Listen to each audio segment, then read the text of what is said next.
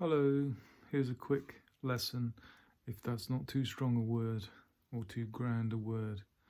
So I haven't done any poetry readings on YouTube or Facebook in a while because I've been doing cooking videos, and everything is performance.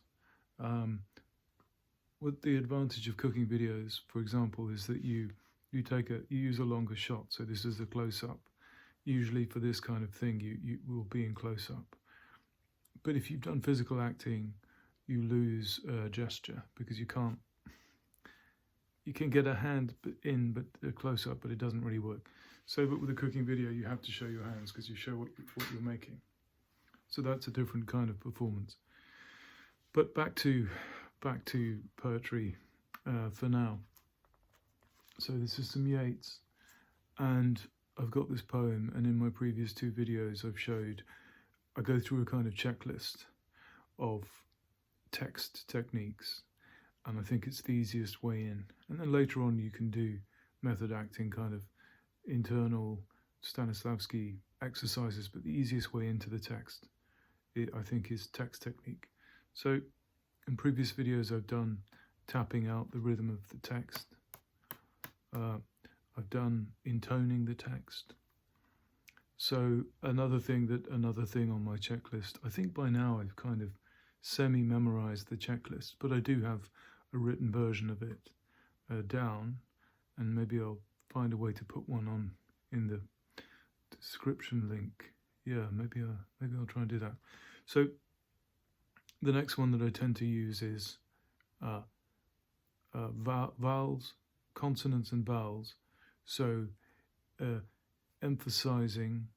So in some acting schools in England, drama schools, conservatories, what they do is they'll take, so the first line of this poem is, the name of the poem is the lover tells of the rose in his heart. And the first line of the poem is, all things uncomely and broken, all things worn out and old.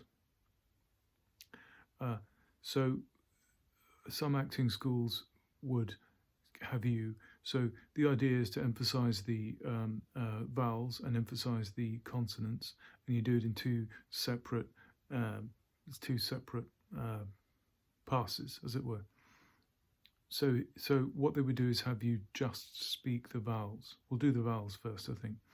You can do either, but so they would have you say, instead of all things uncomely and broken, they'd have you say o, e, a, o. That's kind of awkward. It's annoying. I've never done it that way, and so I asked a famous voice teacher from the Royal Shakespeare Company, can I avoid it and just read the words as they are, but just kind of emphasize the vowel? And she said, yeah, that's fine. So that's the way that I do it.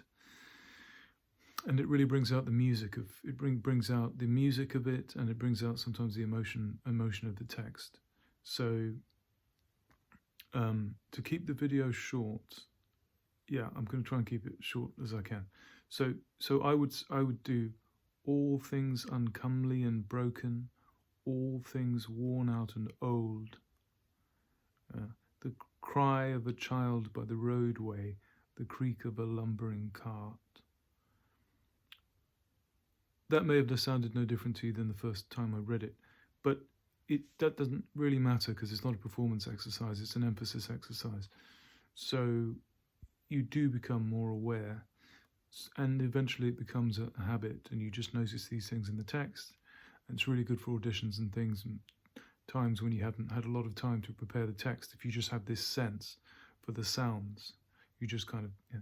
So all things uncomely and broken, all things worn out and old. You can see, especially in the second half of that line, all things worn out. All things worn out and old. So that's, you go through it like that. And then what I tend to do, I'll do that, and then I'll speak the text normally again. So I'd say, all things uncomely and broken, all things worn out and old, the cry of a child by the roadway, the creak of a lumbering cart. and then I just read it again. And it may sound the same to you, it may not, but it's to do with concentration. So all things uncomely and broken, all things worn out and old, the cry of a child by the roadway, the creak of a lumbering cart. And the reason I do that is that when you finally read it for performance, you don't want to have any technique in your mind. You just read. And with consonants, it's the same thing, same exercise. You just emphasize consonants. So if you do it the way that some people do it, you would say f, k, I don't, I don't like to do it that way. So what I would do is say all things uncomely and broken, all things worn out and old, the cry of a child by the roadway, the creak of a lumbering cart. And you see, it really works because I didn't realize until I did that, emphasize those consonants, I wasn't aware how many K sounds there are, alliterations. Well, they're C's, but K sounds, alliterations in that line. The cry of a child by the roadway, the creak of a lumbering cart. And another piece of magic of this technique is it does help you to remember, especially things like alliteration. It does help you to memorize the text. So what you can do is do this before you memorize the text. And that's also very lightweight, because if you just have to memorize the text before you work on it, nobody likes memorizing things much. So this is a great way in. I'll finish by reading the whole first stanza maybe. All things uncomely and broken, all things worn out and old, the cry of a child by the roadway, the creak of a lumbering cart, the heavy steps of the ploughman, splashing the wintry mould, a wronging your image that blossoms a rose in the deeps of my heart.